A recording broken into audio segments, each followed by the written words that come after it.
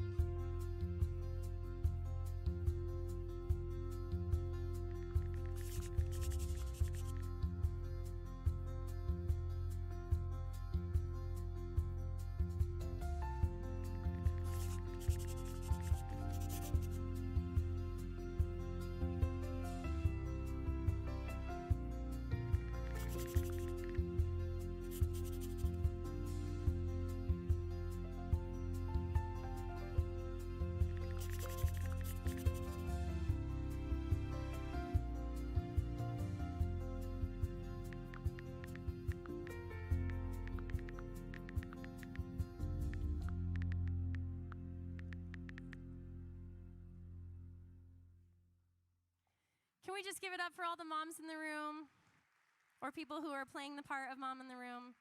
We love you guys. Thank you so much. Hey, you probably saw it on your way in, but we have a lovely lady in our church who made these beautiful soaps, and this is our gift to you on this Mother's Day. So if you are a mom or you forgot to get something for your mom, these are available. No one will tell on you. We hope you guys have the best day. And now, kids, check out the interruption. It is chillier than a penguin's pool party out here. Howdy there, K through 5th grade. It is your favorite highly trained and finely tuned athlete, Coach Taser here. We are still talking about commitment, making a plan and putting it into practice, all to grow your faith. Now today, at training camp, we've got 2 special guests. Now, they're not quite as skilled as I am when it comes to athletics, but they do know something about growing your faith. So, listen up and welcome to the interruption.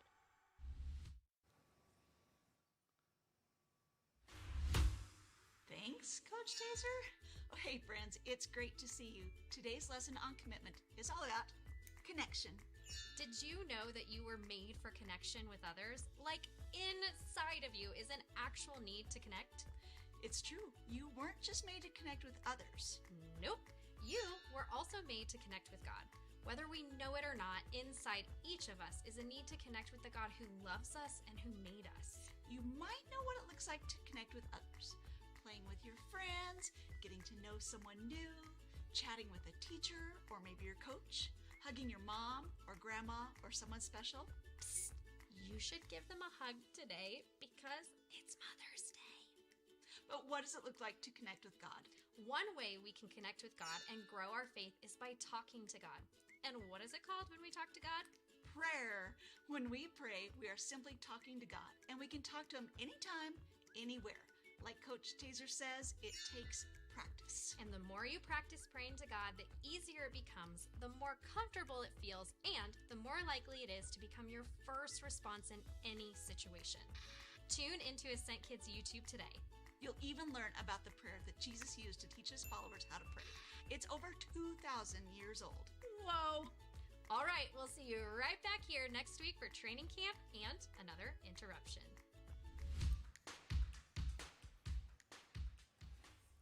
Well, good morning. It's good to see you all. Good to be with you. My name is John, and I get to serve as the pastor of discipleship here at Ascent, and I'm delighted to be with you all this morning. It's good to be in this presence with you. We're going to jump into a new series this morning, and the title of the series is First Responder, and how Jesus, his primary role in the world that I can see as I read through the stories of Jesus is that Jesus was a healer.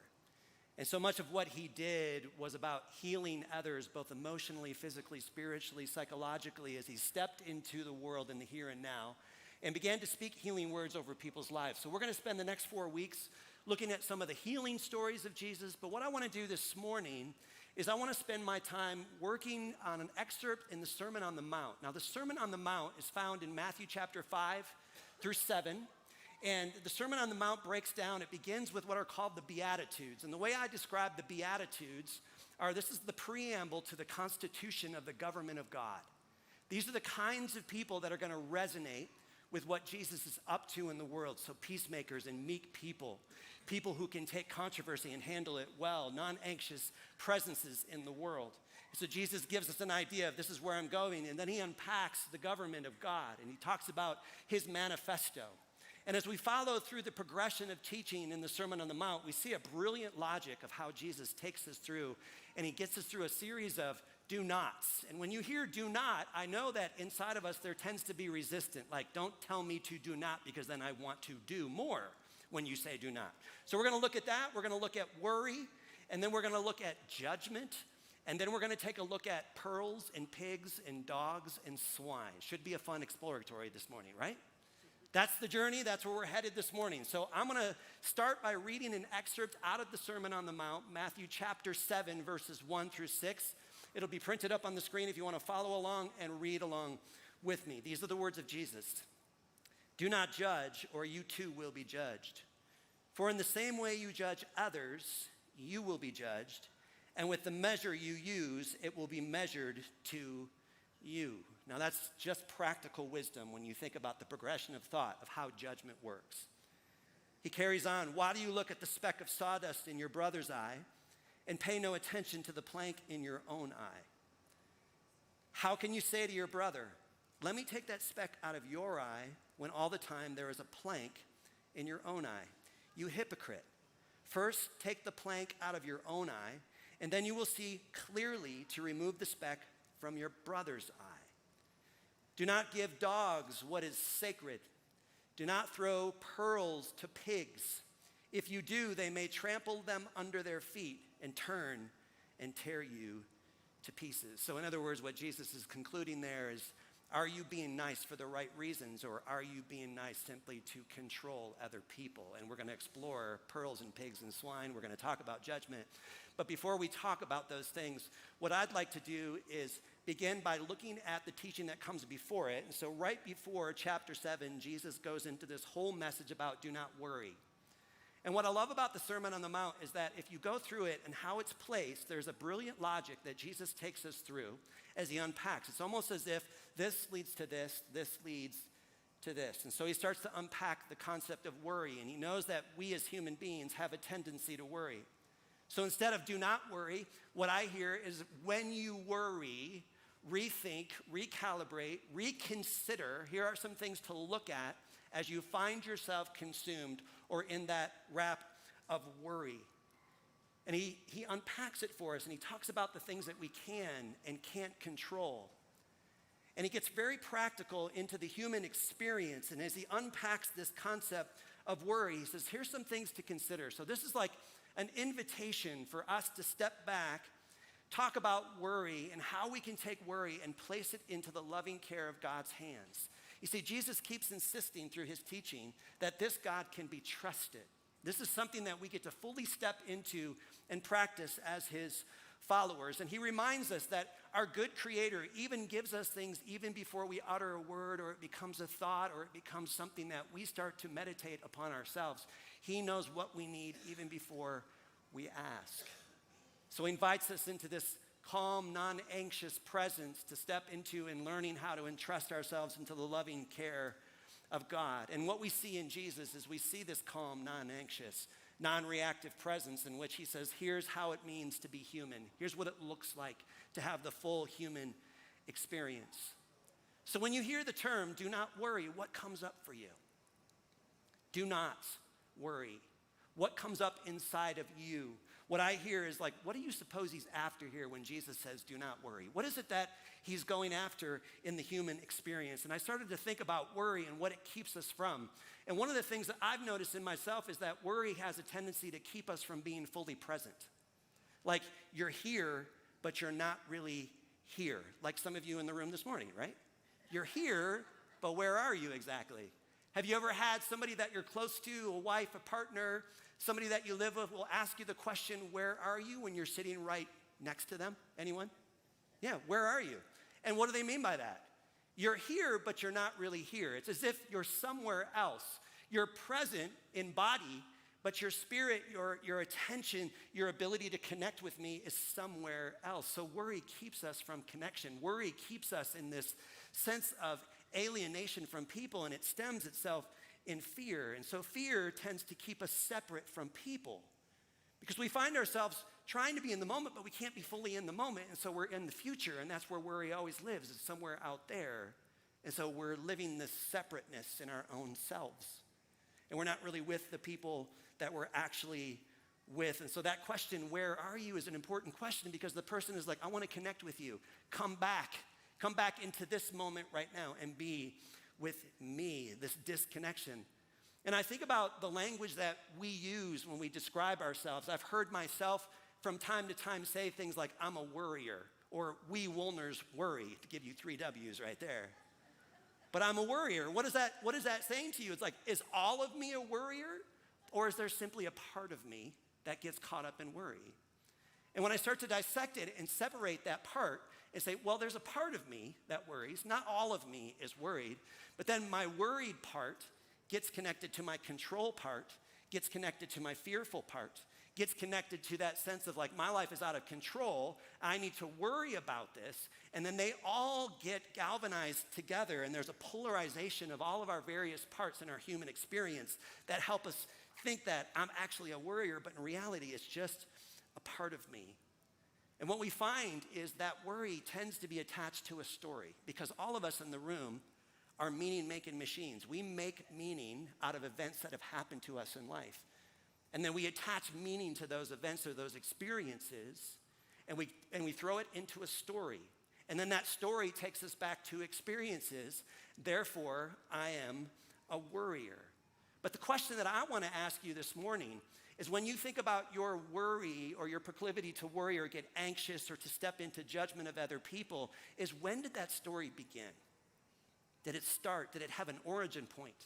When you go back into your story, when did you start to learn how to worry? I don't meet a lot of babies who are consumed with worry. But somehow along the way, we little humans learn how to worry. So let me tell you a personal story. I grew up in this thing called church. You guys are familiar with this concept, church? I grew up in church where we would gather together. And what I've realized over the years is that church has its own subculture. We have a way in which we talk, a way in which we behave. We have language that we tend to use that not everybody understands. But we're like, how do you not understand this language? So we get wrapped up and immersed in this subculture called church. And when I was growing up in my tradition of church, we used to have this thing called an offering plate that we would pass. And the offering plate was like a big disc that was like brass. Have you ever seen these things, these big brass discs? It's like you could put tortilla chips in it or something. And it's this big disc, and then it's lined with velvet on the bottom. It's gotta have velvet on the bottom. It can't just be a disc, because this is where we're putting our sacred tithes and offerings and our money. And this disc would pass by, and you would put a check in it, or you would put money in it, or rattle around some coins, and everybody would watch if you were gonna put money in it. So it would go by, and if you didn't put money in it, you would get the old side eye. You know the side eye? Oh, I saw you driving here in a BMW. What's going on? Things not going well for you financially? And that thing passes by. And I was part of this thing called Sunday school. You guys know about Sunday school? Sunday school, I was 6 years old. I'm about ready to reveal something that's gonna horrify my parents who are watching right now. And I'm sitting there, I'm 6 years of age. My dad is the pastor of the church. We're in Sunday school, and we used to pass the plate in Sunday school because they wanted to teach the children how to give. So the plate's going by. I looked in the plate week after week, and there's all these shiny quarters in there, dimes and nickels, sometimes pennies, because that's what kids would tend to bring in. And one Sunday, I took a dime out of the offering plate. Now, mom and dad, you're watching at home. Everything's okay, I'm still here. I took a dime out of the plate.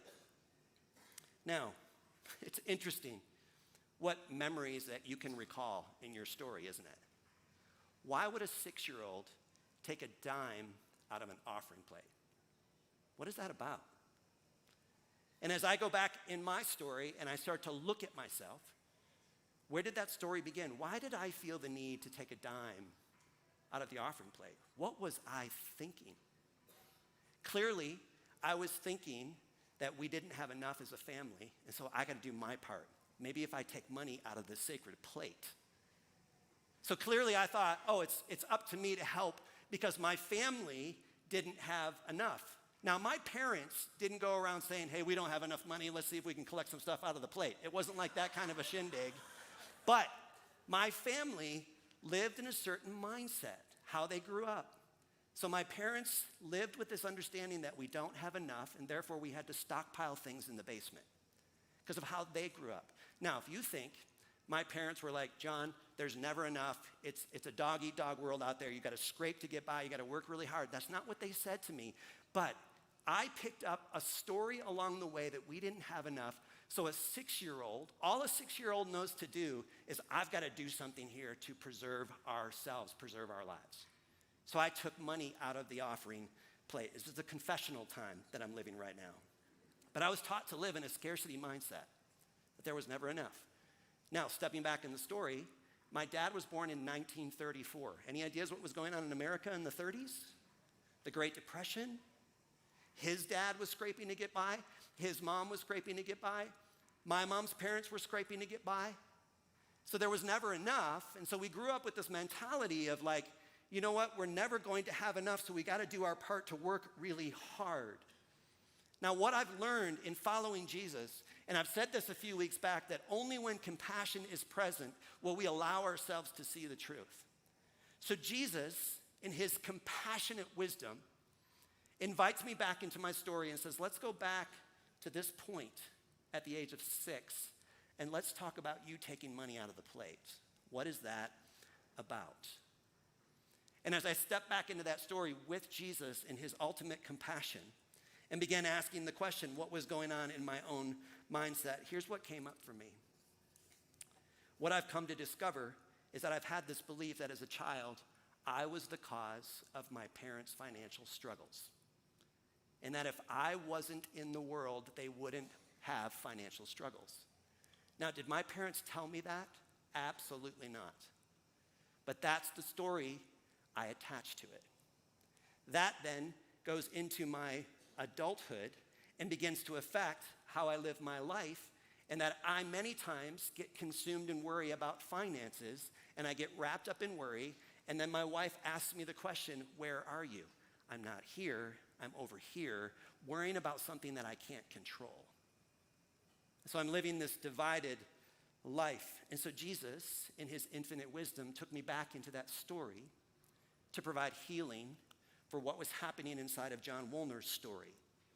And this wasn't something that I was simply going to pray away. It wasn't something in which I just need to get more spiritually disciplined. That's called spiritual bypassing. But Jesus says we're not going to do spiritual bypassing. We're going to go back into your story, and we're going to get to the root of what's actually going on in that story. I believed that I was the cause of my parents' struggle. It affected me, and it lived inside of me. Now let me ask you a question. Do you think Jesus was disappointed in me when I took that dime out of that offering plate? Do you think he was sitting there going, what is wrong with you? Don't you know how this works? This is a transaction. What are you doing? That's not how I experienced Jesus. But that raises another question for me is like, where did you get your image of God? Where did it come from? Who taught you how God interacts with humanity? Who showed you what God is like? And is that image of God, does it align with what we see in Jesus, or is it a distortion of what's really real? And what I've come to discover is that many times my idea, my understanding of how God is and how God interacts with us is a distorted view of reality, and I have to undo some of those things and go back into my story even deeper. And so Jesus comes back into that space with me and begins to talk to me about what was going on. And what I experienced was not a Jesus who shamed me or condemned me, but a curious, compassionate individual who said, what was going on there in that moment? And how has that affected your life in the here and now?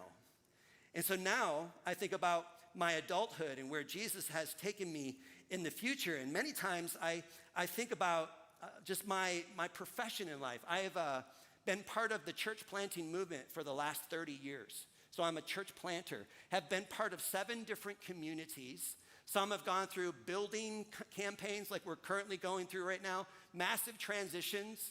And many times among those 7 different communities that I was a part of, a lack of money tended to be the driving narrative. And with that came a great deal of worry from my part. And immediately where my head would go is I'm the cause of the financial problem in this institution, which isn't true, but you can see where the story began back at the age of 6. Pretty early in life, I developed this story that I'm the problem, and that if we were to remove me, then all would be well. And you can see how it gets really complicated and convoluted in that story. But what I've discovered is that as Jesus takes us back into those stories, he begins to heal those stories that we're living in and saying, that is simply not a true story. Let me tell you a better story. So that we can actually deal with the worry that's coming up inside of you. And I think about the healing work of Jesus. I think healing work is the most important work that Jesus is up to in the world today. Both emotionally, physically, psychologically, our world needs healing. People need to be healed. I was sitting with somebody in this congregation a couple of weeks back, and she had used this line. She says, I am fraught with religious residual. And I stopped and said, can we just appreciate that sentence first and all? I am fraught with religious residual, and I need help. And I thought about all of the baggage, things that I've picked up along the way from the church. All the emotional stuff that we pick up along the way, that we think we have to be a certain way, act a certain way in order for us to be acceptable in God's sight. And that there's so much transactionalism that's embedded in the nature of our psyche in these religious systems that we find ourselves in. Again, where is that stuff coming from? And instead of condemning, the invitation that I hear from Jesus is to get curious about it. Go into that part of us. That word worry comes from the Greek word merizo, which means division. So if you think about your worry, it really is about division. Anxiety is about division. You are divided. That means there are various parts of you that are out here, over here, some going on internally. And the work of healing is to begin to integrate all of those very parts back into who you are as a human being. So integration is the key component of helping us to snap back in place and not condemning that part, not pushing it away, but getting super curious about your worried part, your anxious part, your judgmental part, your critical part. What's going on in that story? What is that part attempting to protect inside of you? What is it telling you? So going back in the story, Why would a 6-year-old take money out of an offering plate? What's going on there? What's that story? Do you think you're the cause of the financial institution's pain? Or is there something more going on there, Jonathan? See, it's not enough to say, you know what you need to do? You need to stop worrying and simply trust God. Does that work for anybody in the room? Doesn't work, does it? You're like, I know that. But what's behind the worry? Get curious about it. Walk into it. Because I think as I look at those various parts of me and I step into that with Jesus as a compassionate individual, what I hear Jesus doing is says there's a couple of things that we can do here, Jonathan. The first is that we get to do the daily practice of entrusting our worry into the loving care of God. That's what we get to do today. And Jesus keeps insisting throughout this sermon that this God can be trusted. So we're gonna hand this over into the loving care of God's hands. And then we're gonna work on whatever it is that this part of you is protecting, this part of you believes a bad story. We're gonna work within that story. And then as we work through entrusting that, here's the other practice, the one that we tend to forget.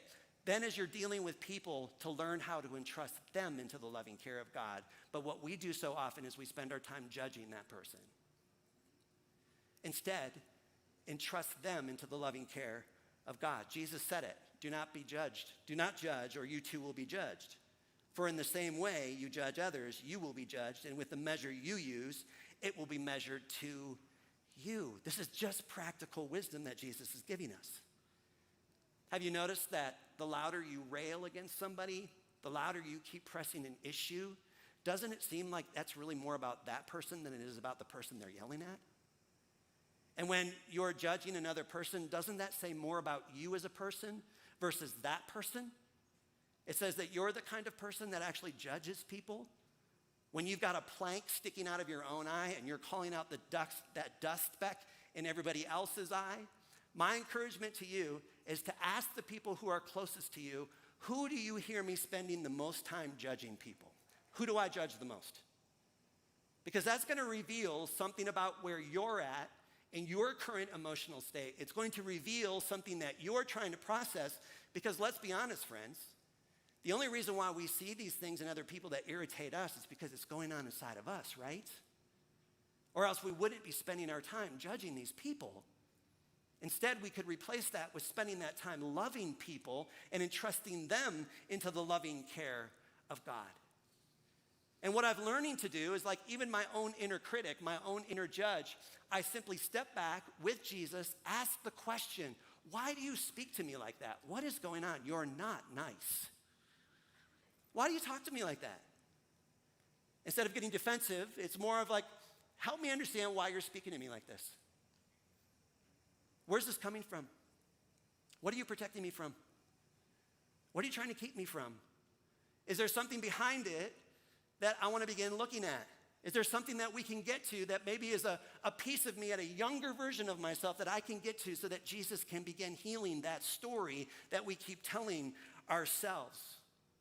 So pay attention to your inner critic, to that judge, because that judge, that inner judge that keeps wanting to focus outward, is really screaming at you on the inside, going, pay attention to this part of you.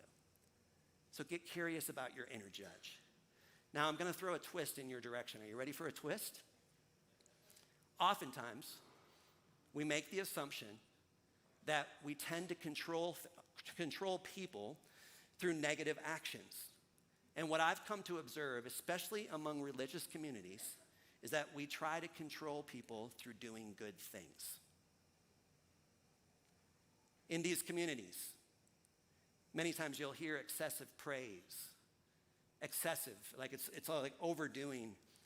So have you ever been given a compliment or an excessive amount of praise, and instead of being filled with gratitude, you had this ominous sense that the gift or the compliment didn't come from a sincere or pure place?